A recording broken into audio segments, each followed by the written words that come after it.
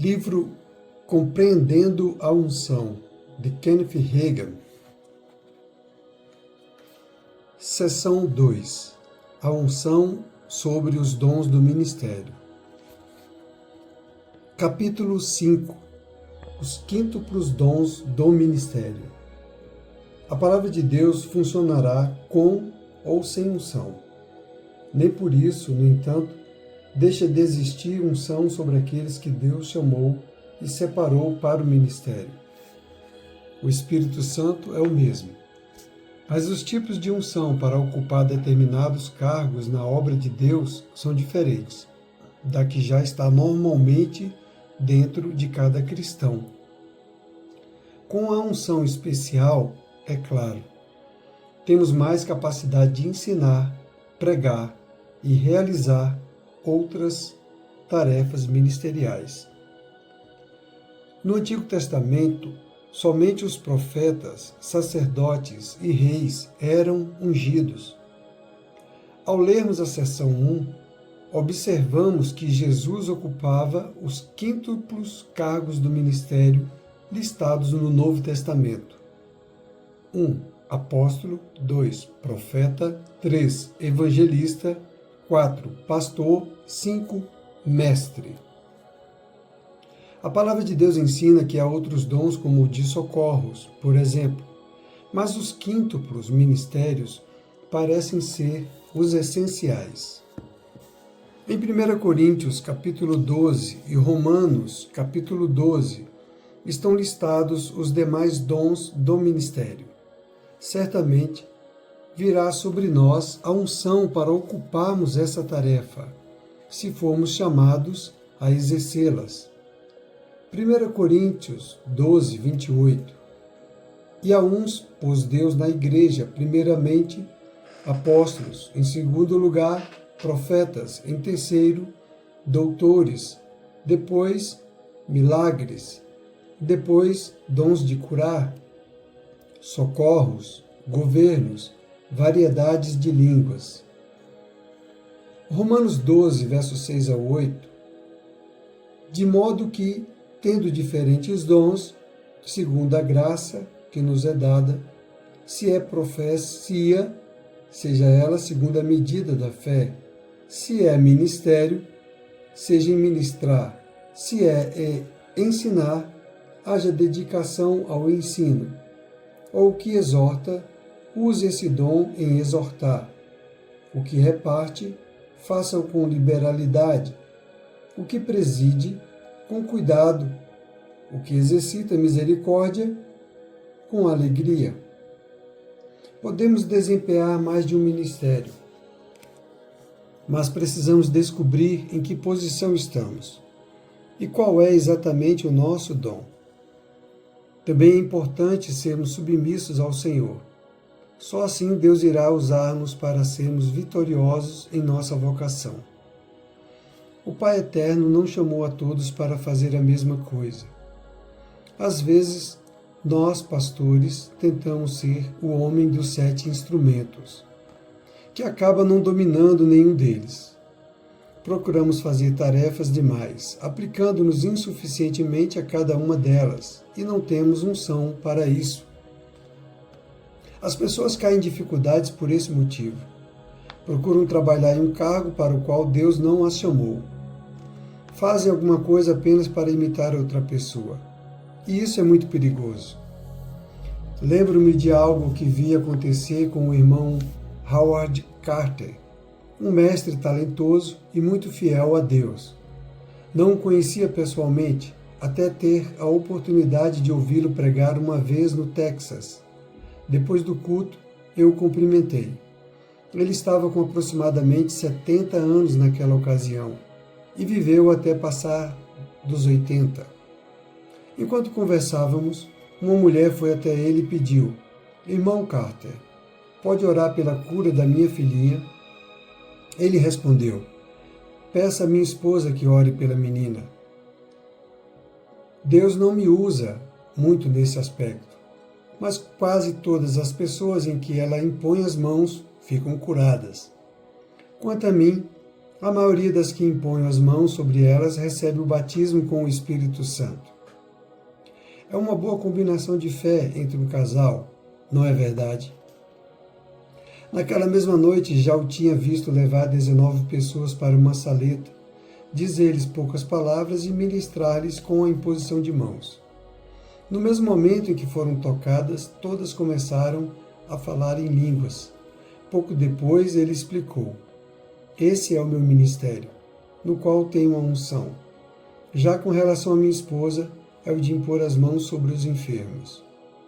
Quando aquela mulher afastou-se à procura da esposa de Carter, ele se dirigiu a nós, os pregadores, e argumentou: é claro que eu poderia ter orado com fé em favor da filhinha dela. Mas se alguém tem unção para ministrar dessa maneira, é bem melhor. Sim, ele poderia ter feito a oração da fé e imposto as mãos sobre a criança. Qualquer um dos pastores que estavam ali naquela noite poderia tê-lo feito. Todos os crentes, conforme está escrito em Marcos 16, 17 e 18, podem fazer o mesmo. Mas o que o irmão Carter estava reconhecendo? Ele admitia que no ministério alguns de nós somos ungidos para fazer algo determinado, enquanto outros têm dons diferentes. Quando nos aperfeiçoamos naquilo em que temos a unção, podemos ser uma bênção maior para o corpo de Cristo. Não há quem possa dar conta de fazer tudo. Precisamos sempre uns dos outros. Louvo a Deus por todos os ministérios vocacionados por Deus e ungidos pelo Espírito Santo. Os cargos de evangelista e exortador. Na realidade, o ministério da cura ou os dons de curar, 1 Coríntios 12, 28, deve acompanhar o cargo de evangelista. A palavra de Deus também fala da função de exortador, Romanos 12, verso 8. Usualmente consideramos que a exortação faz parte de todas essas outras incumbências. Mas existe o dom específico em que exorta. Aqueles que chamamos de evangelistas frequentemente são exortadores. Sei que podem ficar magoados quando menciono isso. A palavra evangelista, no entanto, é empregada apenas 3 vezes no Novo Testamento. Primeiro, Filipe, o evangelista, é referido em Atos 21, verso 8. Segundo, esse cargo é também listado no texto de Efésios, capítulo 4, verso 11. Entre aqueles dons que Deus deu à igreja. Terceiro, o apóstolo Paulo disse a Timóteo: faze a obra de um evangelista, 2 Timóteo 4, parte B do verso 5. Filipe, portanto, na narrativa bíblica, é o único modelo, excetuando-se o próprio Jesus, que temos de evangelista. Nos primeiros dias da igreja, vemos que esse discípulo desceu a Samaria e pregou. Como resultado, aconteceram muitos milagres. Naqueles tempos, no entanto, conforme estudaremos no capítulo 8 deste livro, Filipe ainda era diácono. Atos capítulo 8, versos 5 ao 7. E descendo Filipe à cidade de Samaria, lhes pregava a Cristo.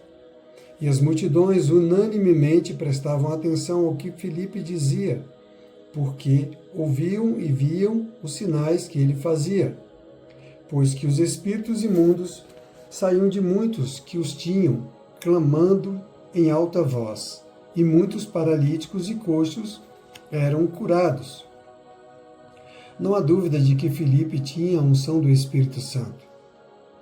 Muitos paralíticos e coxos foram curados, segundo a Bíblia conta-nos. Coisa alguma é mencionada, entretanto, no tocante a qualquer outro tipo de cura, mas aquelas foram suficientes para atrair a atenção a Jesus. As pessoas receberam a salvação e havia grande alegria naquela cidade.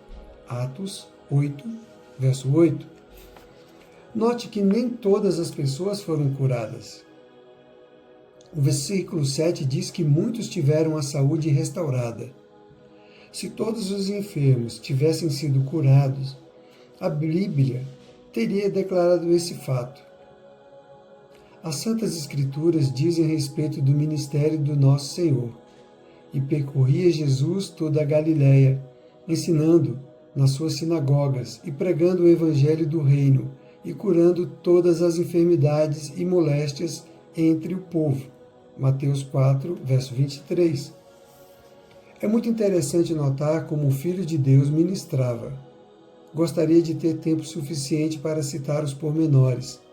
Ele agia sob a unção dos 5 cargos essenciais, porque Jesus tinha um espírito sem medida. Assim, todos os tipos de enfermidades eram curados, conforme notamos. Lembre-se do que está escrito. Como Deus ungiu a Jesus de Nazaré com o Espírito Santo e com virtude, o qual andou fazendo bem e curando a todos os oprimidos do diabo, porque Deus era com ele. Atos 10, 38.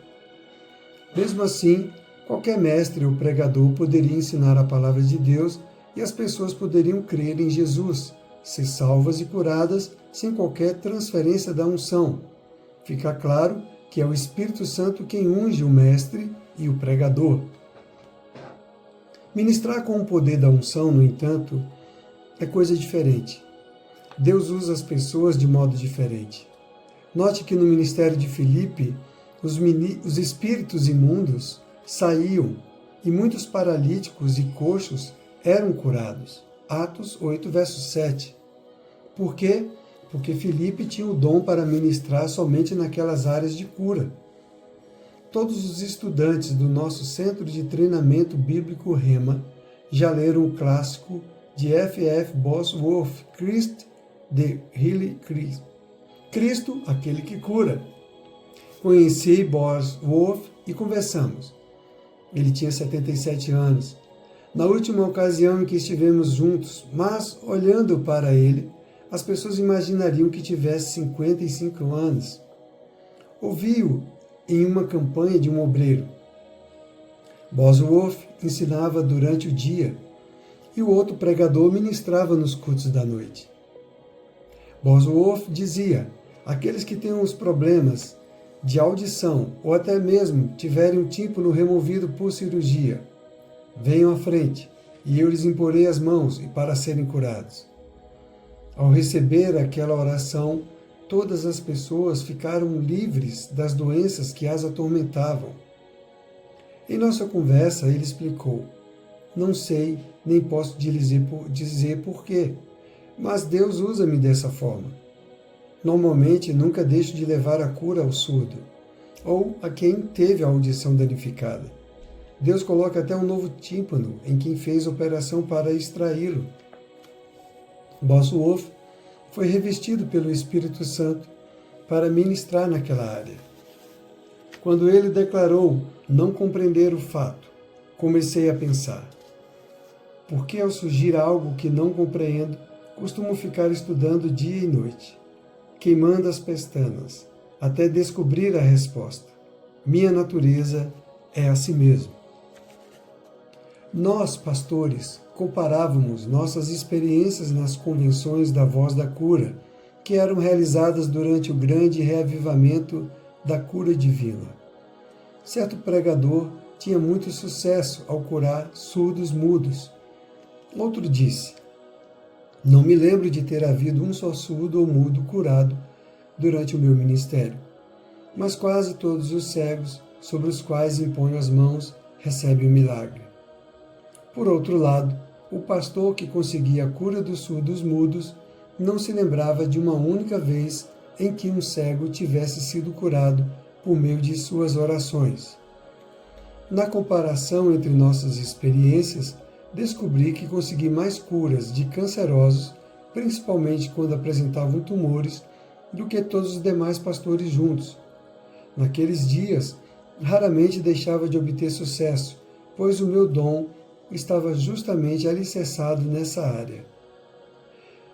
Ministre sobre aquilo que você tem unção, mas para isso é preciso descobrir qual é o seu dom.